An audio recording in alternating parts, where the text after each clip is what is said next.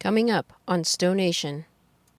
And so it's just for me again, I get that this stuff happens. I just hope they figure out a better transparency model of Yeah. like, here's your estimated date. Because that pushed, he told me in November then. I was supposed to get it end of October. He told me in November that he heard I should probably have it before the end of 2021. Wait, hear nothing. December 28th, I reached out to him again and he's like, yeah, I'm here in March now. Oh my gosh. And I'm just like, Welcome to another episode of Stow Nation, a production of Park Media. Before I introduce today's guest, don't forget to hit that subscribe button, share, and leave a 5-star review. And if you find this podcast useful in any way and want to pay us the ultimate compliment, head on over to our Patreon page where you can subscribe to be a classic, stealth, or beast mode subscriber. What's going on, Stow Nation? Welcome back to another episode. On this episode, I sat down with Kyle Pugliese, a brand new owner of a 2022 classic mode. Kyle also has his own YouTube channel called Kyle Pugliese, where he makes reviews of camera equipment and overlanding mods.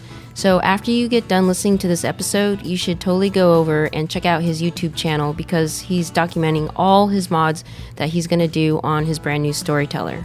But in this episode, we talked about why he wanted a Storyteller over the other Class B vans that are out there, the struggle of getting his Storyteller, his initial thoughts along with all the cool mods he wants to do, plus how he's getting his feet wet in this awesome community. So please sit back, relax, and welcome Kyle Pugliese to the Stow Nation family.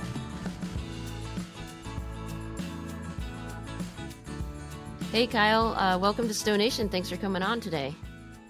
yeah, of course. Thanks for having me. Excited to be here. Yeah, so when I found out that you got a Storyteller, I immediately checked out your YouTube channel, and I gotta say, you have some really, really cool stuff. So basically, for those that don't know, you talk about overlanding and different mods and rigs and stuff like that. Yeah. Yeah. So I got into it. I actually started as a camera channel. Just, I don't know why I fell into that. And then when I got into more adventure outdoors, I got a Jeep and started realizing what you can do with it. I didn't know the rabbit hole I was going to get into with the Jeep. And so just put a tent on it, put a rack. Most of the installs I did myself. And I always kind of grew up being handy. So I really enjoy tinkering and building and things like that.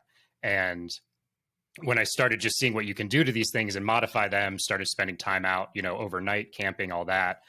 I kind of wanted two paths. Do I, go all in and build this out and just have a weekend warrior, or how much do I want to be on the road and be able to just go out into nature, sustained periods of time? And so that I think is ultimately what led me then into Storytellers. Just they do a good job with the branding and marketing and everything. And then the people using them, obviously it's a adventure vehicle and ready for that.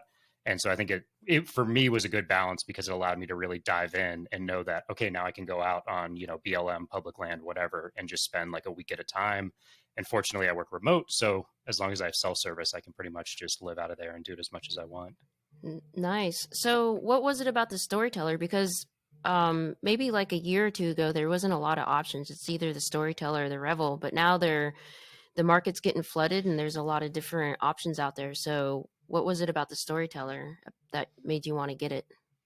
Yeah. Now I'm going to be overly transparent with all this. Cause the Cahaba just came out and I actually ended up with my classic because that came out. So I can kind of explain that story, but, Storyteller, it was the build quality, it was the community, kind of everything I saw just really drew me to it. And I knew I didn't want multiple vehicles. I just wanted to go all in. I'm very like laser focused when I go in with something, and seeing that it was a 19 footer, but also had a bath, technically a toilet, everything that you really need to be self-sustained.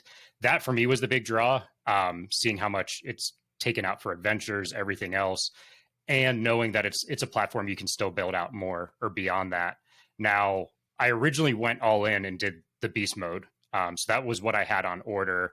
And the whole thing, I guess, I love the vehicle. I still wish I kind of had the beast mode. Now I am kind of turning it into that over time. So there's a lot of upgrades. And the good news is that'll be good content. But that just kind of kept getting delayed. And it wasn't so much the delays. I get that's going to happen. Every industry right now is just so screwed up. When I was dealing with my dealer, he just didn't really have good information. And he kind of told me different things at different points. So like 2.5 weeks before it was going to be delivered, I checked in with him. I had this in writing and he's like, yep, you're on track. Everything's going to be good to go in 2 weeks.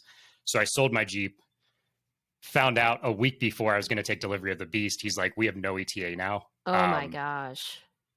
And so it's just, for me, again, I get that this stuff happens. I just hope they figure out a better transparency model of Yeah. like, here's your estimated date. Because that pushed, he told me in November then, I was supposed to get it end of October. He told me in November that he heard I should probably have it before the end of 2021. Wait, hear nothing. December 28th, I reached out to him again and he's like, yeah, I'm here in March now.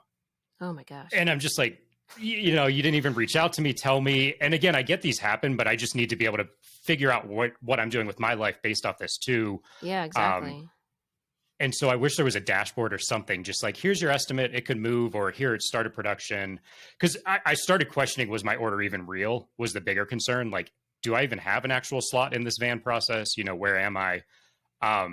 And that led me to then I had just been looking online. Should I build my own from scratch? You know, looking at CarMax, other places, because sprinters in general are super hard to get. And I do think what Storyteller does with pricing is incredibly fair, especially looking around. That led me, a local dealer in Denver area where I'm at had a Cahaba 19. I hadn't heard of it, didn't know what it was, went and checked it out. And I was like, oh, it's got Volta. That was a big reason why the Storyteller was so attractive.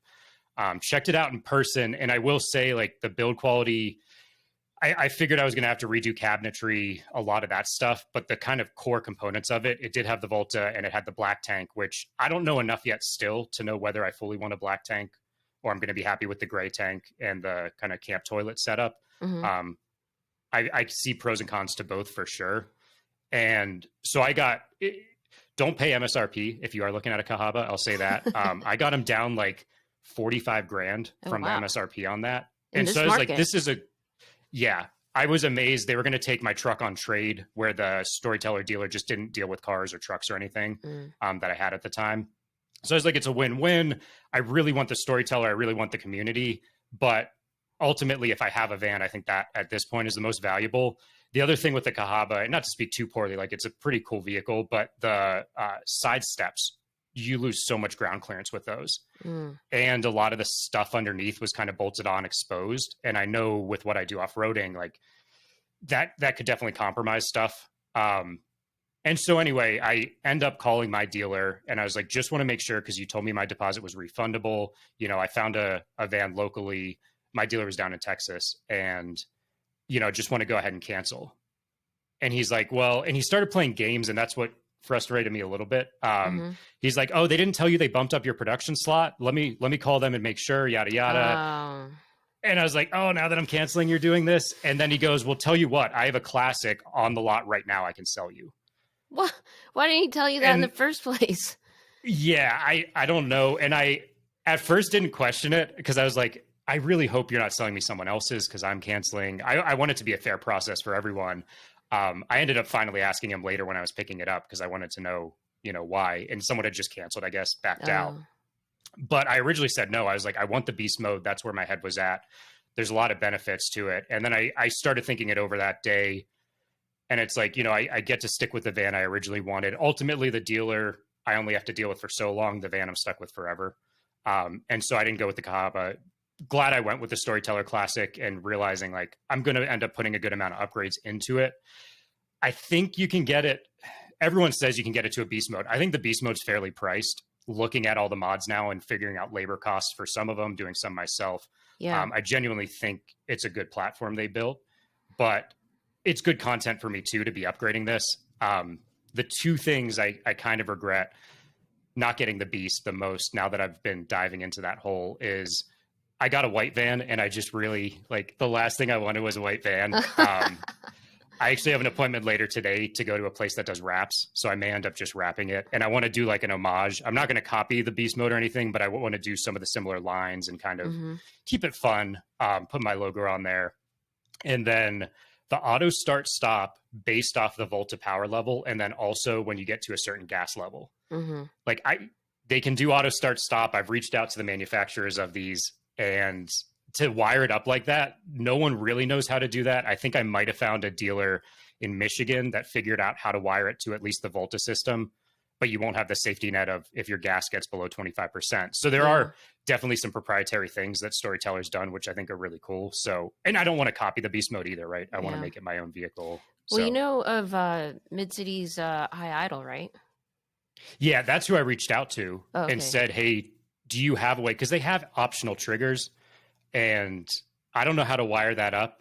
The one dealer I talked to said that's what they use, and they said they can probably figure out how to get it wired to the Volta, but not into also the gas. If you know how to do this, let me know, or Well, if you know any tips. not well, I don't know if you know who Jack Johnson is. He's the CTO of Volta. So basically, I've asked many times if you can do what you're trying to do, and the answer is no. So, Huh. I mean, it's totally up to you. It's your van, but just be Yeah. careful because it may void the warranty. I know there's Uh, another person like when I say a long time ago, like over a year ago. I think she found a relay, but the relay didn't work the majority of the time. So, I mean, okay. but I think maybe like a roundabout way is that you can get like an iPad or an old iPhone and download Mhm. the Volta My Cloud. Do you know about that? And get the Bluetooth I heard module. a little bit. I was listening to your podcast with Jack, and Yeah. that works with the newer, because I wasn't sure in the 2022 since it has the newer screen. It sounds like it does work with that. Yeah, so just get the Bluetooth module, and then on your phone you can at least set up like triggers, and it'll let you know that it's low. But again, that's all assuming that you have cell service. So, um, Yeah. but yeah, I mean, if you find out how to do it and it doesn't, and it works well, like let me know, let Oh, everyone know. yeah, for sure. Because they actually are working with Volta directly. So Oh, okay, I'll yeah, double check. But yeah, I guess they had a relationship, and they're like, we just want to double check with the 2022s. yeah. They Mm-hmm. didn't change anything. But I was forum diving and just found this random Oh, dealer. okay, And so I called them, and they were super friendly. I haven't heard back. It's been 2 days, but okay, they were going to call Volta next and then get back to me. So we'll see. yeah, Fingers crossed. yeah. Good luck, for sure. And I don't even. Sorry, go ahead. I was gonna say, like, seriously, if you find a way around it, please let us know.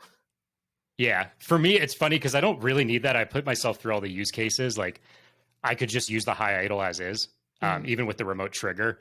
But it's just convenience, and because the beast does it, I'm like drawn to try to Yeah. accomplish this. Yeah.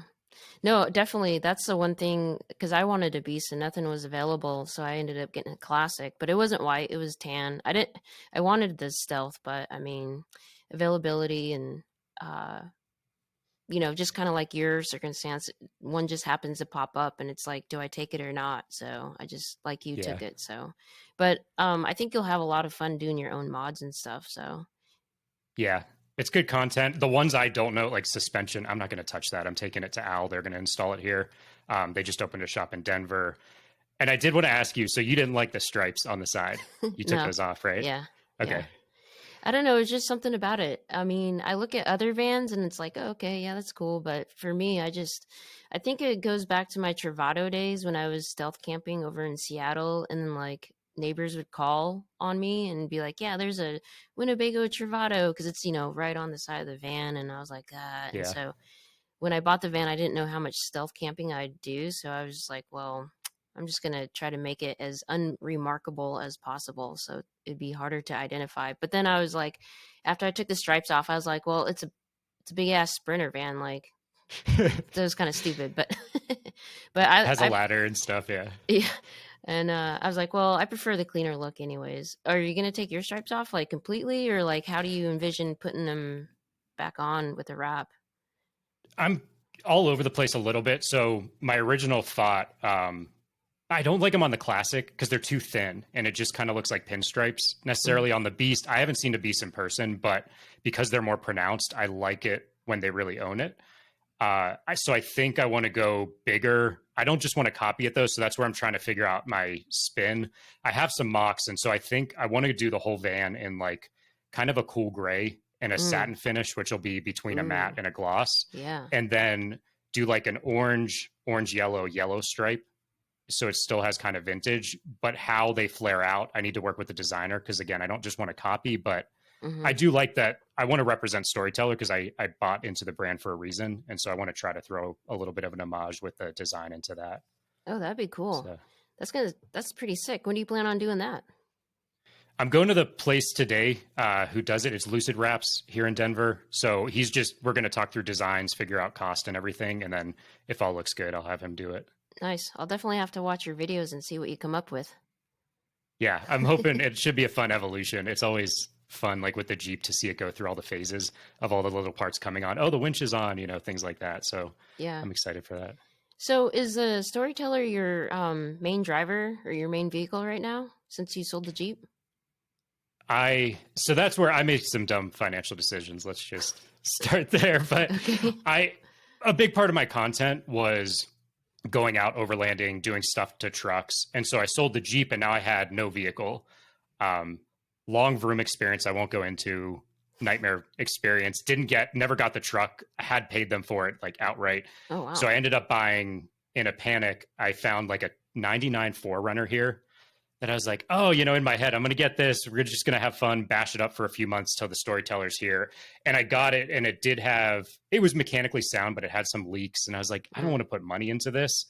And there was another dealer nearby that actually takes vehicles, does some overlanding stuff to them. They're all used. And I don't know why. I had Ford Raptor in my head as like, it was one of my holy grail cars. It's off-road capable. It's a truck. And they had a pretty good price. It had a Go Fast camper on the back, which is like super nice, decent price. And so I bought that, and I've had that the last 3 months because it's been so winter here and freezing. I've only gone out twice, I think, and I did a few mods to it. But long way of saying, I ended up selling that yesterday because I'm very, again, like laser focused. And so I want to go all in on the van. So I sold that back to the dealer who sold it to me. And then at a loss, obviously, but so now it lets me just kind of focus. So yeah, the van will be my daily driver, kind of everything. And then I think my plan is do a week on the road, week at home, balance back and forth, and just try to explore over the next year. So as a daily driver, what do you think so far in regards to handling and driving in town? And I've been up to Boulder before, and some of the streets are kind of small and narrow, and the parking spots are not friendly for big rigs, if you know what I mean. Yeah. Well, the 19-footer, I have a friend getting a 170. I don't know how he's going to handle it. Coming from the Raptor, because it's such a wide truck, and it's pretty long too, actually. That was a good warm-up test to it. And they have, with the cameras and everything, it's pretty easy, I feel like. I've had no issues with the Sprinter. Visibility's good. The one thing I wasn't sure on at first, everyone talks about the pedal box or pedal control. And at first I was like, I don't think I need it. And it feels like once it warms up, it's not as pronounced. But I ended up ordering it this week because for daily driving, if you're taking a right-hand turn into traffic or you're trying to get across a lane, I did realize like you floor it. And if it's cold start or whatever, you're 5 seconds and then you get up to 5 miles an hour. Yeah. So I think that's my only gripe. The brakes are really good. I didn't know if I was going to have to put better brakes on it. Like I think the brakes are really good from factory. So overall, I haven't had any issues. I think in a city like a New York, no way I'd want to drive it around. But for what it is, I think it's a good compromise of size to convenience. Oh, that's good. Yeah, it's my daily driver still. I'm based in Austin right now, snowbirding it like I guess, typical snowbirder, but driving around Austin, I don't have any issues with it. So, but there's a lot of people on the forum that ask, if anyone's using it as a daily driver, and if so, like what, people think. So I like to ask that question to, get a different perspective than just mine. So, but thanks for sharing that. So you said that you're going to turn it into the Beast. So my assumption is you're not going to make it exactly like the Beast. You're going to kind of vary some stuff. Like what kind of mods are we talking about, and how are you going to differ it from a stock Beast? Yeah. So I went with the Van Compass 6.3 suspension. Just after doing research, I like the adjustability with that. And also the Agile one's just been on back order transparently. So kind of grabbed what was available.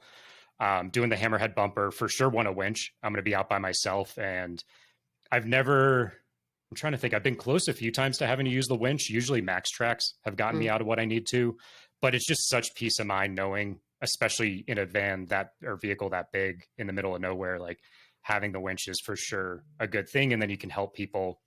Warren Xeon 12S. I like Baja design lights. I have nothing against KC. I just haven't used them. So I wanted to do that. Wheels, tires, kind of similar story. So I like Nittos a lot. The KO2s aren't bad. I haven't really tested them out. I've put them in deep snow so far, and I had to go into 4 low for sure. I had to use my Max Tracks to get through stuff. When I had my Jeep, they actually came with Falcon Wild Peak mud terrains. And so I have those. They should be here Friday. And so with the lift kit, I went 16-inch wheels, and then I went, I'm going to probably screw this up, 265/75 R16. Okay. So it's technically not the biggest. You can fit about another half inch if you go the 275/70 R17. Yeah. And if I'm going, I don't know if I'm going too much, but no, please. You lose about a half inch width and a half inch diameter, which really isn't that much. And for me to have a proven tire that is, I've gotten through crazy stuff I never thought I would have, like straight up 27-degree mud hill in the Gladiator. Never thought I thought I was gonna have to leave the truck and just come back once the mud dried up. And so I just trust those tires. So I decided, lose a little bit of size for the sake of the tread that I trust. Trying to think what else, like interior wise, I may end up going crazy if I decide I really want a black tank or something. I was like, clearly going to void warranties at that point and stuff. Yeah. But wait, how would you even install a black tank in that thing? It's a great question. I don't know, because when I listen to their engineering talk, it's like they figured out every little square inch, I think, Storyteller. Yeah. But in my head too, I'm like, there's still space under the vehicle, right? Technically, yeah. I may do the auxiliary gas tank where the spare is. So if I didn't do that, I could potentially, I don't have a good answer to this yet, but it was just like, maybe I could figure it out. Yeah. So we'll see. Or I may love the cassette and the way it's all set up and just be like, I'm so happy with this, I don't want to bug with it. So yeah, that would be the most invasive thing. So yeah, Baja Design lights. I am doing a bunch of the Al carriers on the back, the tire, and then I got the B2. I'm actually going to try to use the B2 as like a little workout thing on the back, because you could kind of do dips and pull-ups. I think it'll be fine for that. I'm not sure yet, but I thought that might work out. So we'll see. Yeah. Getting all that stuff later this month. Nice. What about Owl has those well, the podcast isn't released yet, but on their Ultimate Beast, have you seen their Ultimate Beast? No. I've seen the one John, the owner, drives, which is a Revel, right? Yeah, he has a Revel, but they just built an Ultimate Beast. I would check out his YouTube video, but basically they designed a new step that I'm thinking about getting, because the ones that come with the Storyteller are okay, but it's just kind of they're a little like the width when you step down, isn't a lot. And like just the other day, I literally tripped and fell because I thought the step was there and it wasn't. And I was actually showing the van to someone, and I lost some pretty big cool points on that one. But anyways, but yeah, so are you looking to do anything like that? Because I know people get like amp steps, or is it just more of like the off-road utility that you're trying to do all the upgrades for? You're talking on the side, not the back, right? Right, okay. Right. I don't know if there's true rock rails out there. It looked like Van Compass may have something, and then there's other ones that look more rugged. I think Rugged Design Concepts. If Owl's coming out with something that's could technically actually like, put weight onto it and not just bend, for sure, I'd be interested in something like that. Yeah. I didn't mind the stock steps they come with, but on the driver's side, I also worry about door dings when you're parking and stuff. And so if that ran the whole length, I feel like that would be nice too. Yeah, that's the other thing with Owl's side step, is that on the driver's side, it runs the entire length of the van. So like you can, it's designed to be able to like mount roto packs and like, I don't know, whatever else that you can figure out how to mount. Oh, this is the one. Okay. They're advertising their rear locking differential, and it's got like a honeycomb wrap on it almost on the side. Is that right? Yeah. And there's a diesel. Okay, I've seen one picture of it then. It looks pretty sick. Yeah. So the only reason why I say that is because you're going to Owl, even though it's located in California right now. I'm sure that John, so the dude's name is John, and everyone at Owl calls him John Denver because he's in Denver. So I'm just going to say John Denver. But I'm sure when you talk to John Denver, and he can pull up some pretty sweet pictures and videos of the Ultimate Beast for you, so you can check it out. Is that the one in Denver is a different John than the one that does all the YouTube videos, right? Okay, Yeah. I've talked to that John because he's doing my suspension install and the hammerhead. Yeah. He knows his stuff too. Yeah, no, he's a really good guy. But I guess right now, I mean, maybe things have changed since the last time I talked to John Willenborg, the owner, but I think he's a one person shop right now. So they're trying to fix Yeah. that. But that's awesome that you're going to go over there. Also, Tim from Montrose Adrenaline Bands, that's another good resource too. He Huh. does more agile stuff. So if you're looking Okay. for, I don't know, whatever agile, he's the guy to go to. And I think he has last time I talked to him, he has the ox tanks in stock right now. So Oh, nice. yeah. Yeah, that's where I was looking at for that one because I don't think the other one that replaces where it is and just doubles the size Hmm. will fit the right way. So I think I'll have to go with the pump and put it Yeah. down by the rear tire carrier. Yeah, I have that. I like it. I mean, it would be cool to have that big old tank all in one, but at the same time, I don't know. It's kind of like a big tank. But it is also Do a you know? pain in the butt to like stop and then like wait like 10 minutes to transfer the gas back and forth. But Is that how long it takes? That's what I was well, curious. that's Like, an exaggeration. I mean, when it's like, when we were in Nevada, when it's like -5 degrees in New Year's Eve, it's kind of like, it kind of sucks. I'm yeah. not gonna lie, but I would say probably I've only filled my tank 3/4 just because of the weight situation. But to transfer three Uh, quarters of a tank, I would say about 5. I never really timed it. I would say about 5-ish minutes, give or take a minute or two. So okay. yeah. So if you're at the pump, you can turn it on and let it run while you're filling up and it'll Hmm. fill Yeah. both. Okay. It actually feels faster going to the ox tank than coming from the ox tank to the main tank for some reason. I don't know. Interesting. Yeah, I think it's just the way the pump is designed. I'm not sure, Okay. but yeah. So I really like it, and it's saved my bacon a couple times. So if you're out there doing all kinds of cool content and you're out in the middle of nowhere, yeah, you're probably definitely gonna want it. Yeah. I have one Rotopax right now, the 2 gallon. I'm like, I probably will need more than this at some point. Yeah, that'll take you like maybe what 10 miles, and then you need another rotopack. I'm just joking, Yeah. but Well, it's not too bad. 15. What do you get? About 15 miles per gallon? oh, on a good day I'll get like 13, but I'm packing over 10,000 pounds on mine, so Okay. yeah. But like when I go uphill, I probably get like 3, so it's horrible. But that Yeah. pedal box does help. Have you called Kale over at Kerma because he has that ECU tune. So and he tests it in high idle, or I'm sorry, That's in high altitude. and it boosts horsepower torque, right?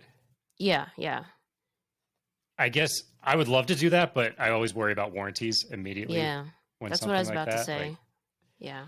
we're not going to touch it. I'm trying to keep it within warranty spec for now. I drilled a hole in the roof the other week. I mentioned that. Oh yeah, So how'd that that's on my go? channel. Surprisingly good.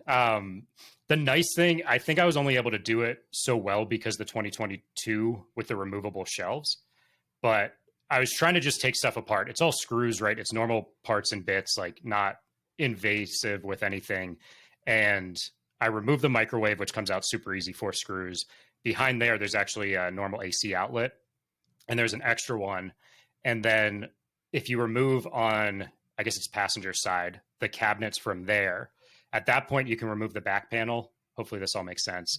And you can actually kind of see the roof. And then you can start to slide the panels that would be behind the cabinets down where the microwave was. Hmm. And that gave me like just enough exposure. I was originally going to try to drill up so that way I could make sure I'm not going into any wires or anything. And I just couldn't get the right angle. I would have Mm. had to remove way more stuff than I was comfortable with. So I measured everything a few times, went on the roof and drilled straight down, just a super tiny hole to start. And I could see like the light. You see it in the video I posted, but kind of the light on my finger of where it was. And I was like, we're good. Drilled a bigger hole. They make these great, like, I guess they're called glands for wires instead of just a lot of people use those plastic boxes. And Hmm. that's originally what I was looking at. These are like basically silicone glands. You drill a little hole and put the wire through that, and then it all compresses very tight around it. And then you can use like sealant caulk around that. So like should be super waterproofed. It was one tiny hole. And the big thing for me, I'm going to be working from the road. So I Hmm. just needed reliable internet. The first time I went out camping, it was super weird. I'm curious if you've experienced this too, is I had like 3 bars on my cell phone. I had 2 bars on my hotspot. One's Verizon, one's AT&T. I could stream on my phone, like YouTube, no issues, anything. And then as soon as I used either as a hotspot to my computer, nothing would load. I couldn't load web pages, anything. So I think the Oh, cell booster, immediately I was like, I have to get a cell booster yeah. because it's going to be a big impact. Yeah, that's a must have if you're working on the road because I know like the majority of the stuff that I do without that cell booster, there's no way I could, you know, keep the podcast going, at least releasing an episode once a week. It'd be like maybe once a month. But Yeah. yeah, no, that's definitely a must have. Oh, I was going to ask you, how long have you had it? And since your time of, you know, having the classic mode, are there things that you aren't fond of, or you're like, oh, this could have been designed a better way, or, you know, or maybe there's just something that straight up that you don't like? Yeah. So I've only had it about 3 weeks. I imagine I'll be hopefully a power user soon enough. I've ripped it apart. I did one night driving it back. So I picked it up in Texas, kind of between Houston and Dallas, and camped the first night. It was awesome. I used iOverlander. It was like, this is the coolest thing ever. And then I went camping out here near Boulder one night as well. It was definitely below freezing. I want to say it was in the teens, and it was so warm. The love side of it, the heating system is incredible. The side so far, I'm not as fond of. The sound system's terrible. I even upgraded the speakers to the JBL, and you got to do a full amp replacement or something. Mm. Now that's more on that side. Storyteller side, the darker colors, I get why they did it the way they did, and they like it aesthetically. I wish it was a little bit lighter inside, or I don't know if they could do bigger windows in the flare space or something like that. Obviously, you're going to lose insulation. The covers for the windows, I feel like for what you're paying for it, they're not bad. They work. Those, I like the ones that just zip and you can leave them there. And they're so expensive when you look at them. That's one of those weird upgrades. I'm like, I want this, but do I want to spend $700 to just be able to kind of zip up my windows? What else? The microwave, I still question. I wish there was a way to do more of an oven or a convection or something like that. I ended up getting like a pressure cooker that's just portable, a Ninja one. So I think I'm going to use that more. The Groove Lounge, I'm doing both now, love and hate. The Groove Lounge is way better than I expected originally. What else?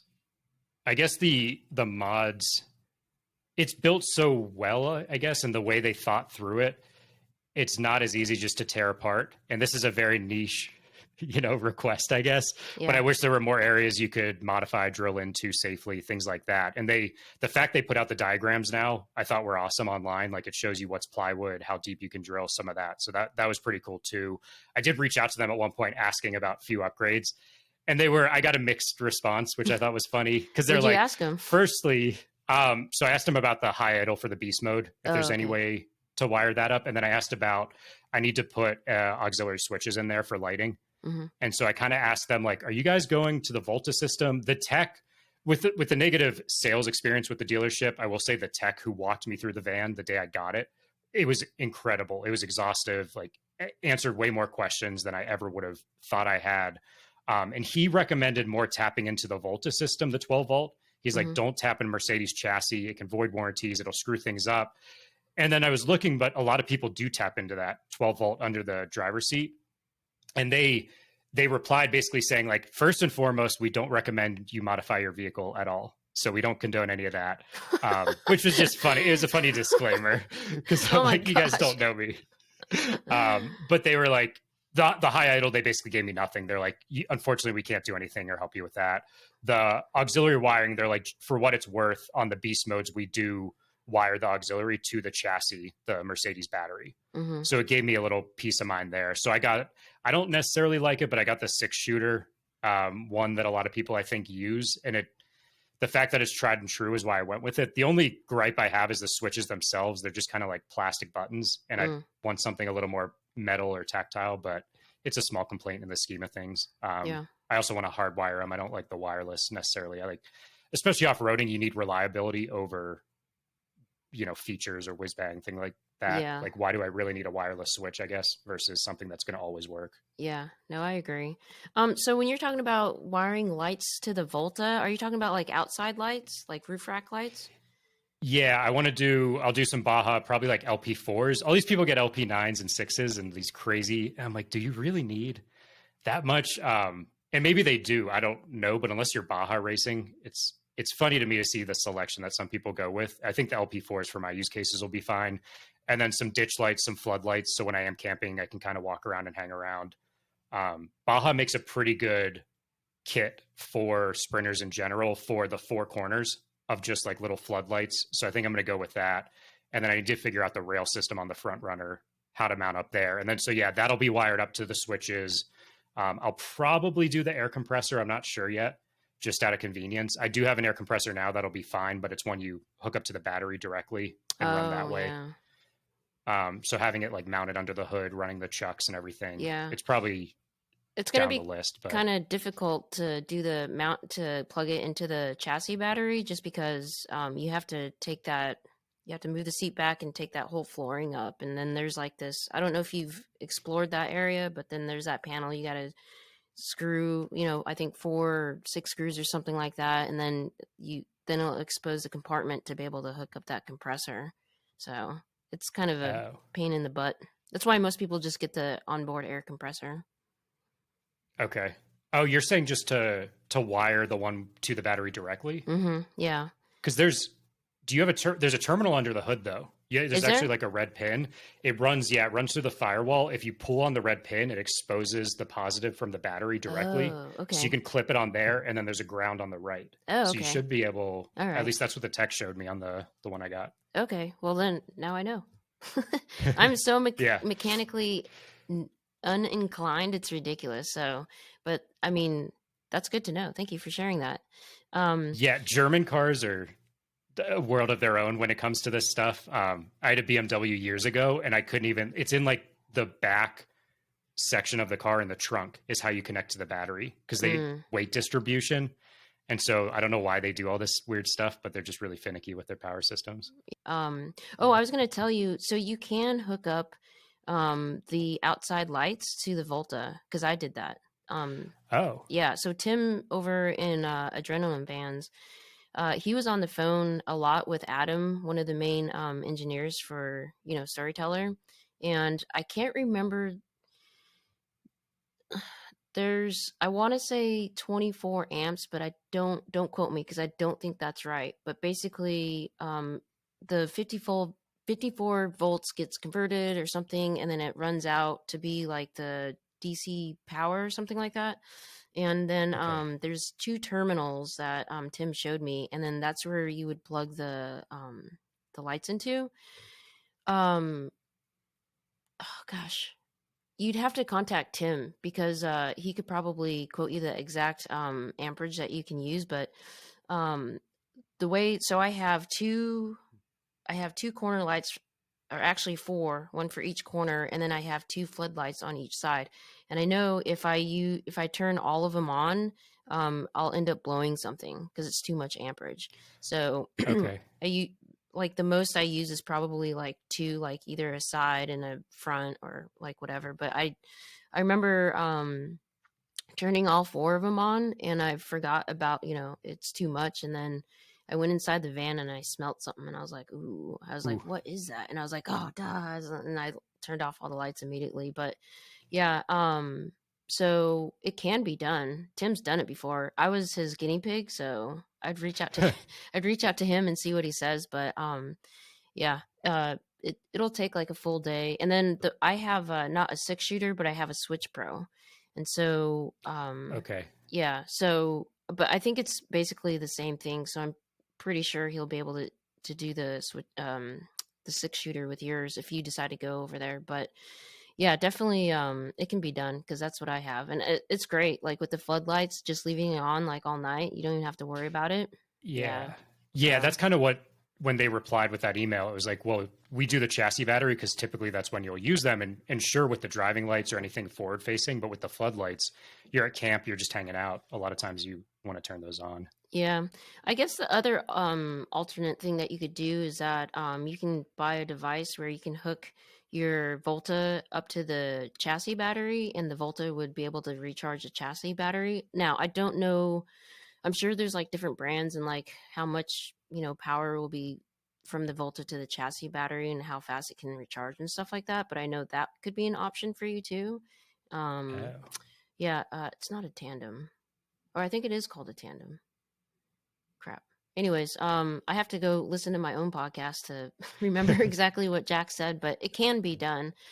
Just, his suggestion is if you do that, just make sure you go to like a really reputable mechanic or dealer or whatever, and that way it doesn't get messed up. So there's a couple, I guess, options for it, but I think that would the be easier awesome. option is just to go straight to the Volta, but that's just me. Yeah, does yours have an aux 1 from the Volta? There is a Hmm. 20 amp that runs to the roof. And Hmm. that's the only it's a single right above the refrigerator, Yeah. just like on off button. Do they've always had that? Yeah. Oh, okay. So Okay. maybe it's a 20 amp that all you can do, but instead of just having one like light fixture, like whatever you plug into that 20 amp, you can just run like all X amount of lights that you want directly to the Volta. Maybe that's the amperage that you have to limit it to. That sounds more appropriate now I think about it. Yeah, and I definitely don't want it on one switch. It's like Yeah. light up everything or nothing. Ugh. Yeah, right. I know that's a kind of the bad thing, but people, I guess, find it useful. I mean, I don't know, but um, yeah. So definitely, after this, I can give you Tim's number and you can talk to him and see if Yeah, that's something that you want to be interested in. Yeah, Tim's a that'd be really awesome. good for like I guess non OM stuff and kind of outside the box mods, like custom stuff. Like Tim is pretty good. He did a lot of my I guess wacky mods for me. So Sounds like my new best friend. yeah, I know. And he's only what, like 3 hours away or something like that. So it's not too bad. Yeah, the tandem sounds awesome too. That's a huge peace of mind. Out. Hmm. I have like a remote or battery jump starter Hmm. just as a backup, but knowing that you can get the chassis battery Yeah. powered is big peace of mind. Yeah. I think people do that, especially when they put their vans in storage for the wintertime and stuff like that. That way, they don't have to come back to, a dead battery and stuff like that. But I mean, a lot of times though, it's kind of defeats the purpose because then most people turn their Volta off anyways. So Yeah. I mean, it's whatever. But as long as the volt is on, it should charge a chassis battery. But I haven't heard a lot of people having issues with the chassis battery. I mean, it kind of pops up here and there on the Facebook forum, but overall, you don't hear too much about that. So I hooked up a dash cam to the fuse box, and it's because they don't have security systems. I use that one because it was open. Hmm. Um, and it's interesting. It sat for maybe 3 days, and I kept getting alerts that the starter battery was critically low and the dash cam Oh, shut off.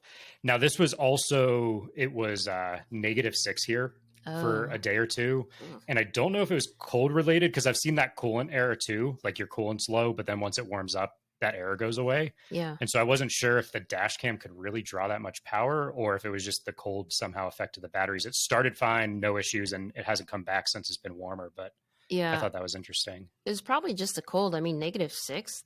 Yeah, that's really cold. So that's what I would Yeah. chalk it up to. I guess if like once spring and summer hits, if you continually get that, then I guess you could say it's more of a battery issue. But yeah, Yeah. something like that. Oh my God. I'm surprised anything works at that degree. Your Volta podcast came out the day before, no joke, because I was freaking out. I'm like, what do I have to do? I don't have a way to plug it in. It was already like 40, 30%. Uh huh. And it was like, oh, you really don't have to worry about them that much. Like they're pretty reliable. If you can leave it on, great. If not, you're going to be fine. It's when you store it, -30 for like Yeah. 3 months is when you're going to have issues. So Yeah. that was Yeah. a good No, one. I like to touch base with Jack for seasonal issues. So in the summer, we talked about, when the battery gets too hot. And so that way people can figure out what to do and, what not to do, but basically know the best practices. So I'm glad it helped you out. So Yeah. yeah. And then I loved how he talked about some of the things that you don't know about, like the new 2022s and how they did better fixtures and stuff like that. I thought that was pretty cool. Yeah. Jack's a great guy. I love him. Yeah, he was very open, transparent. The whole thing was pretty awesome. Yeah. And their product is really well spoken of, I think, overall. Yeah, they're growing like a weed over there, but it's good. I'm glad they're growing. Anyways, but are you planning to go to any of the meetups? I want to, yeah. It's amazing. I've had it 3 weeks, like I said, and so many people. I don't post a ton on Instagram. I try to every now and then, but if it's something fun or I'll post a photo here and there. YouTube's really my main focus, but so many people, I posted 3 videos now, have just been like reaching out on Instagram. Hey, we saw your YouTube. And so it seems like such a cool community. And that was honestly a big draw to Storyteller too. And now I don't think you guys discriminate too much of like, oh, you got a rebel, we're not going to talk to you or anything. But the community seems awesome. So yeah, I do want to dive in, figure out how to do some meetups and all that. Sweet. Yeah, there's one, Wendell's holding one in mid-May. I have one out in Bentonville in mid-March. And then Jeff and Lisa Hainline they're in Boulder. They're doing one in August. It's during the Adventure Expo up in, Loveland. Yeah, Loveland, Colorado. So it's the same weekend. So, but yeah, I mean, they're all around and it's really cool. And then Paul's doing his Baja trip in November again. So yeah. And I signed up for that one. I got the email about that one. And so Sweet. I'm like 90% sure I can make that. Well, is that the Back to Baja or is that from like Storyteller? Back to Baja. Oh, okay. Yeah. This one is just Baja. I don't know. It's the one that Paul Pritz runs. It's not, it's not Storyteller / Flare Space Rand, but that one should be fun too. Okay. Yeah. But that one, yeah, the one that Paul does is in November, like a week and a half or 2 weeks before Thanksgiving, I think. So okay. Yeah, that's pretty fun. Are you on the Facebook group? No, I don't really use Facebook. I haven't had my account active. I used it a bunch in college, and then all it is just pictures of back then. And so I haven't used it. Okay. I'll age myself here, but it's been whatever, like 12 years. And so I wanted to, because it seems like there's a lot of knowledge in there and everything, but I'm still on the fence if it's worth it. Well, I mean, you can always create like a spoof account. Like the only reason why I'm on Facebook is for the Facebook forum, to be honest. So I was like you, like I deleted my Facebook account or whatever, and then I started researching. And this is when I was buying my Travado, and I was like, I have to get on that group because everyone just shares, and that's like where you find out about meetups, and like it's also nice to like kind of give back, like, or even just like share like, hey, this is what I did on my van, and then people will ask you questions like where you got it, how long it took, blah blah blah. So I mean, that's where I think a lot of us connect. So it may be worth your trouble. I mean, I don't know. Yeah. I have my Korean name in Korean lettering on my profile, so people new people don't know who I am, which is fine. But it's just one of those things like I don't really care about it, but it's just such a great source of information. It's so hard not to be on it. So yeah, especially with the mods I want to do, I figure if there's people that have done it or know how to help, that'll be tremendous. Yeah. So I don't know. Think about it. But if you don't, I totally understand because I hate Facebook myself. But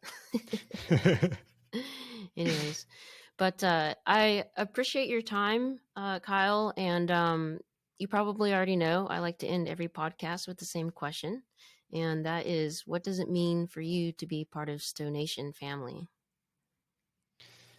I should have prepped for this one. Honestly, I think it just means to be a part of people who have like-minded goals and want to get out and adventure and have fun and welcoming community. So excited to be a part of it. That's awesome. Well, we are excited you are a part of it, and I'm super excited to follow your adventure on your YouTube channel and stuff. And I'll link all that stuff in the show notes for you.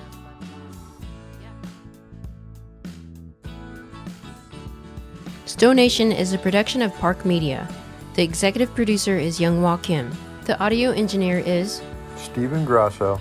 The marketing director is Guillaume Golson. The original music and artist is done by Jason Walsmith. The sound designer is Lorenzo Interiano. And the webmaster is Peng Shi.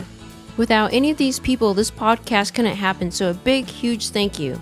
And a big, huge thank you to you, the listener. If you like this episode, please don't forget to subscribe, share, and leave a 5-star review. This is Young Wah with Stow Nation, and I can't wait to share the road with you.